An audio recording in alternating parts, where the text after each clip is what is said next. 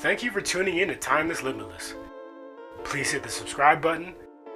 Don't forget to like and share.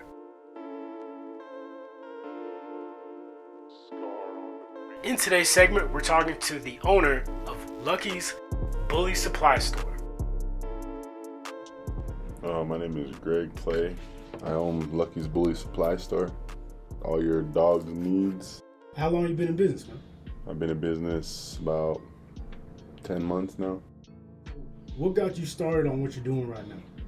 Just been into the dog game for a long time, actually. I started breeding dogs and going to dog shows, taking my kids out, family trips and stuff, taking my dogs and just going out to these dog shows. And So, how many dogs do you own? I have about 9 bigger dogs, and then I have a lot of puppies on the ground right now. Okay, and mainly bullies? Bullies, yeah. Pit bulls? What American bullies. How many dogs do you think you've had in your lifetime? I had a lot. I can't even tell you how many I had in a long time, man.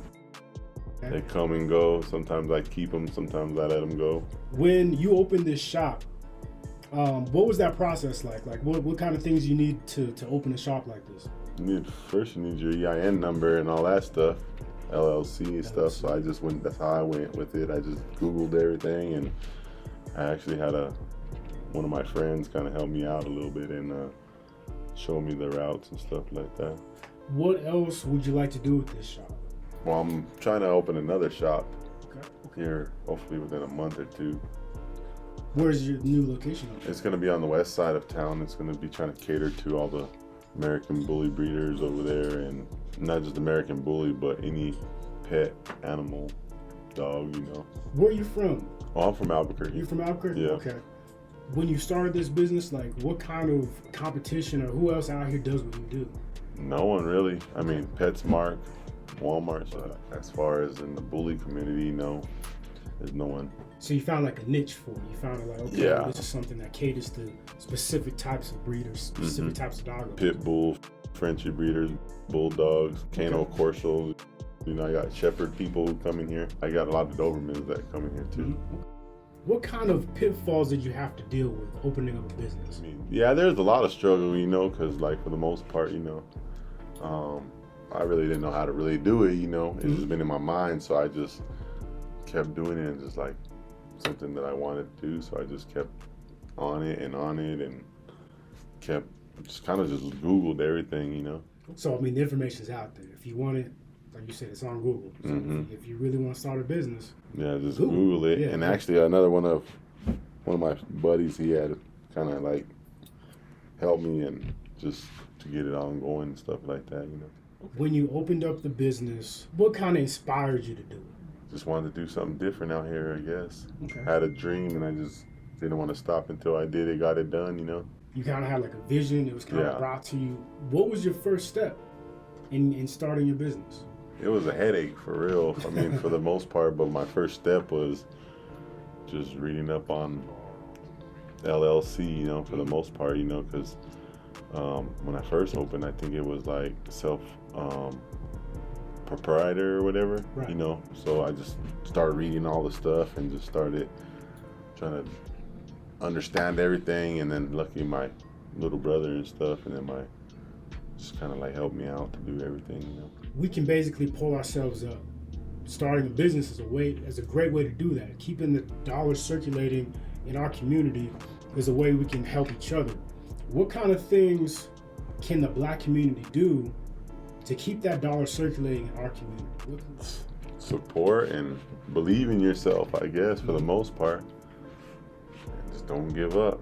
I know a lot of our community, they struggle a lot, you know, just by how people misinterpret us, you know what I mean? Definitely like misconceptions about our community, maybe stereotypes that kind of Yeah, and gravitate towards just like us. me, you know, I'm looking for my other location and just going to some of these places on the west side of town, you know, because people are kind of looking at me like, you know what I mean, for the most part, you know, and there's a lot of stuff where people don't want you to succeed, so I like for our people, you know what I mean, I just tell people to just stay focused, and because there's a lot of bumps and in that road to keep going, you know. We can get in our own way too, but it's about the people that we have to do business with. You know what I'm saying? If we're in a location and they look at us funny, they might not want to lend us money. They might not want to give us the right of way to even be in that location. So that's why I'm talking about we need to do stuff for ourselves. So if we own a block like this strip mall or something, just like what Malcolm's doing, you know, you open up to somebody else and you open that door for somebody else. Statistics say that the black dollar circulates in our community for about 6 hours. Other communities, Jewish community, Asian community, circulates for almost a month. So what's the best way to even that out? Just help everybody and give the knowledge that you know to the next person that's trying to better themselves, better their family. So it's like knowledge is power, basically just taking what you know and giving it to the next person so they can succeed too. Support your locally black-owned communities. Try to help everybody out. Like you said, it's about support. It's about Support, yeah. knowledge, you know. For you in the business that you have right now, besides opening the next location, where do you see yourself in 10 years? What's your plan for 10 years? Should hopefully sitting at home. Have my son take care of everything for the most part, but I just build and try to help everybody out that I can. And is there any other advice that you give to somebody that maybe wanted to open up their own business? Stay focused, don't get discouraged. Reach out to anybody, everybody, you know. And so when opening up a business, you make your money. Where do people go for resources when they need cash? For opening my own business, I just did it on my own, you know, for the most part. I didn't go ask no one for no business loan or stuff like that for the most part, you know. So, cause it's kind of hard, you know, cause, you know, I went to the bank and asked them, you know, but like they just put up that brick wall, you know, so. Yeah. Tends to happen, especially people in our community. I mean, they're known to not lend to people of our skin tone for multiple different reasons. That's kind of where you have to earn your own money, and that's where you have to invest your own money. Just invest, I mean, for the most part, you know, I just keep investing now. Once I make it, I just buy more product for my store and just continue to grow. And that's important, is when you make the money, you reinvest it. You don't blow money, you don't go to the club and, you know, tip strippers or whatever, you know what I'm saying? How important is that to reinvest your money? It's very important. Like for my business, I don't see nothing out of here for 3 years. I keep investing my money for 3 years. I'm not paying myself out of this business or besides my bills, overhead. Just tell everybody just to invest their money and just don't open up a business and then try to use the money that you done made just to go, I don't know, go out to eat or whatever. I don't know what it is, but you know, people just start to buy stuff. To give out something to someone who's trying to open a business, you know, especially if you can't get no money loaned, you know, and if you're doing your own money, you know, just invest money that you're not going to be using. There's all your investment to do, you know. So that's what I just did on mine, you know, but for the most part, you know, I just keep investing in it. I don't pay myself out of here. Time I'm here is just time spent, but most of the time I got my family here most of the time, you know what I mean, and my dog, stuff like that, you know. So I'm doing this is to show people like, yeah, there's people out there in your position that did the exact same thing that you want to do, and so it's motivate them, inspire them, and tell them, no, it's not that hard, you know. So that's the biggest thing. It's kind of just showing people that I did it, you can do it too. And it's important for our community because so many reasons about how our dollar circulates back to people that don't help us in the long run, you know what I'm saying? So it's real big about, okay, let's do something for us, you know? If you weren't doing this, what else would you be doing? What were you doing before you started this? That's a good question. Well, I mean, I still work for the most part, you know. I work during the day. I'm a welder, and then luckily I have a manager who's here till 2 o'clock every day, so I come after 2 and I stay here till the most part. But so you have an employee. Okay, so what was that process? Is getting somebody to work underneath you? How was that process? It's my little brother, so for the most process, it's just fit right in. He pretty much knew all the cash registers, you know, stuff like that. So it was kind of a help. It was a good thing for me, you know. Yeah, and it's good that you got your family in instead of like somebody off the street doesn't really know the business, doesn't know you. And so that's big, keeping it in the family. So what other help did you have? Like you said, you mainly did a lot of things by yourself, but was there any other help that you got when you started your business? No, just a lot of people just giving me advice, and I would call one dude up like, man, I'm getting frustrated, you know what I mean? But he'll be like, nah, man, be all right, man. Be all right, man. And then just kept doing paperwork. And then it just, when I got all my stuff in, then the next, after you get all your business license and your EIN number and stuff, you know, just got to find a location. Okay. And tell us about that. How did you find this location? So I found this location just driving down the road pretty much, you know, seen a sign up for rent and just called the number, and Okay. luckily it was just the owner instead of dealing with Like a company or a something? company, like, you know, they want certain things, you know, for the most part. Some people don't have the credit to be like, okay, let's go through a bank and let's do all this other stuff. So you can find somebody that owns the property. I got the money for it. Let's do business. You know what I'm saying? When it comes to like keeping repeat customers, what's the best way you do that? Keeping your customer base. Keeping everybody happy, Mm-hmm. giving them advice for their bullies, dogs, anything, you know. What kind of products do you have, man? So I got from kibble, I call it kibble, people call it dog food, you know. I got kibble to supplements, to treats, to CBD treats, to training stuff, to skin and coat. And I got all kinds of nice bling bling for your dog. All that stuff, you know. Kennels, crates, breeding materials, stuff like that. What are the things that you might have to adjust when becoming a dog owner, like in your life? If somebody's getting their first dog, what advice do you give to somebody who's getting their first dog? Pretty much it's like a kid, you know, you gotta teach them.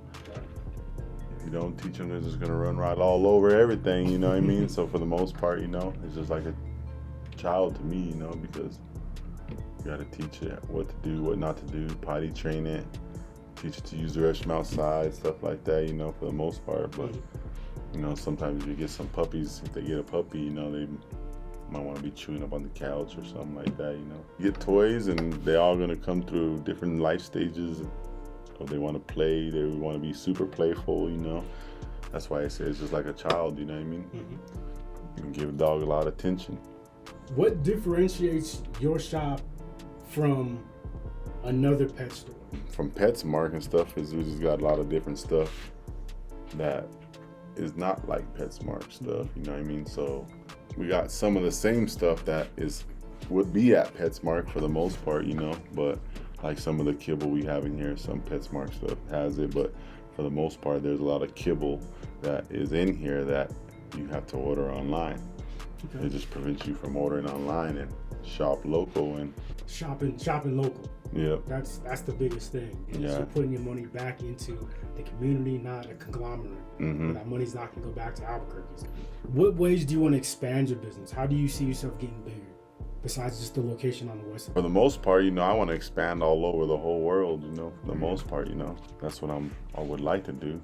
What do you like to do when you're not at the shop? What's like you do in your downtime? Kids and dogs and travel all over the world. I travel all over everywhere. Attend all these dog shows and events for bullies, you know. Me and my son, we travel. We just load up with 7-8 dogs. Kids load up. We just travel all over the world and just go to dog events and just try to stay busy for the most part. So what kind of like when you're doing the dog events, like what kind of things you have to do, and like what does that entail? So, you know, when we show dogs, your dog can't be mean and stuff like that. You have to be, you know, we're going in a show ring to show our dog, you know, against other people.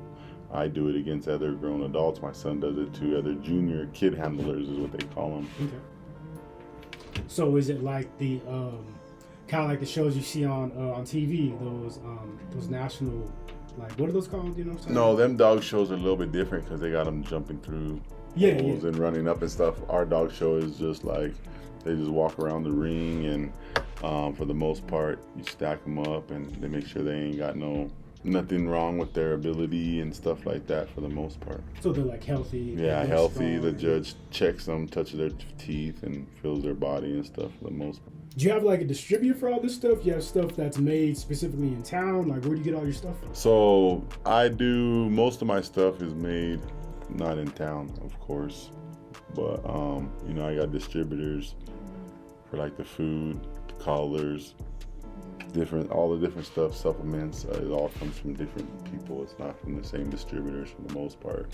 Is there a certain process you had to go through to get those distributors? Oh yeah, I had to ask around and search, and some people helped me out. Some people do me that cold shoulder, like after you got your business license, we'll look out for you. But then when the time was to come around, I had to reach out to some people that I didn't even know to get me into a lot of my distributors, but people from out of state, not people that's in town, because like no one really wanted to. Well, plus in my kind of store, for the dog business, I'm not even in competition with really no one, because there was not really a store like this out here besides PetSmart, stuff like that, Tractor Supply store and stuff, Okay. Is there like a process you go through when it comes to like ordering? Do they expect you to pay everything up front? Is there a credit system? Is there something where you're not exactly having to come out of pocket? No, for the most part, I did it all by myself. Okay. There wasn't really no, we'll send you all this stuff and you pay me later. Yeah, not for the most part. And like I tell people, if you're trying to open a business, especially if you're trying to go borrow money, I don't see, unless you already got approved to get some money, I guess you could say, but whatever you're trying to invest in, just invest and stay going at it. Just don't stop, Yeah. And that's good to hear, because there's a lot of people that don't necessarily want to rely on the credit, want to rely on a bank. So it's good to know that people can do this with the money that they earn that's in their pocket instead of having to borrow. So that's definitely a good point.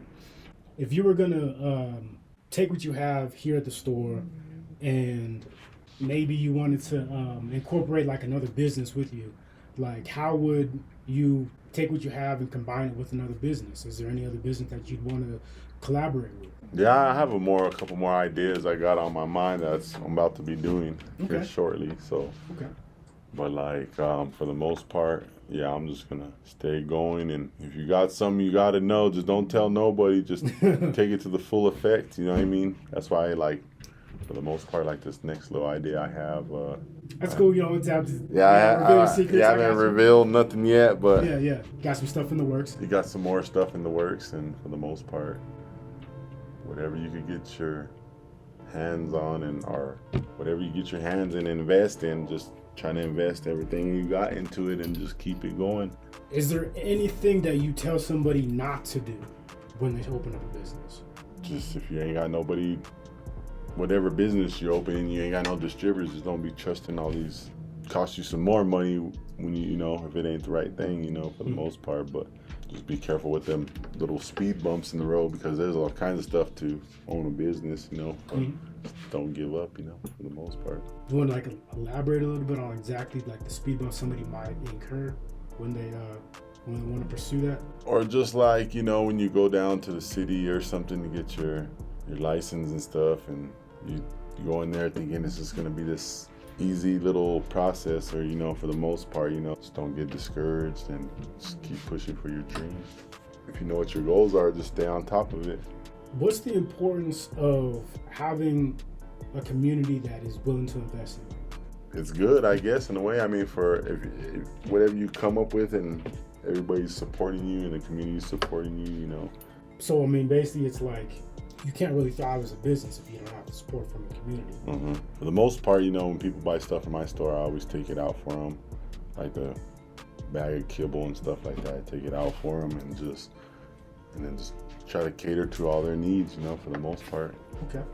Try to answer all their questions if they have any questions, whatever business you're running, and you got to study all your stuff, for the most part, and stay on top of it and give the customer all the advice they could get, What is the best way that you promote your business? For the most part, Facebook, Instagram, and just go to a lot of shows, Promote my business is Facebook, Instagram. Of course, you got them people coming in trying to get you to build your website for the most part, but I have a website, but I just haven't got it set up, So my Facebook and Instagram is Lucky's Bully Supply Store LLC on Instagram. Facebook is Lucky's Bully Supply Store.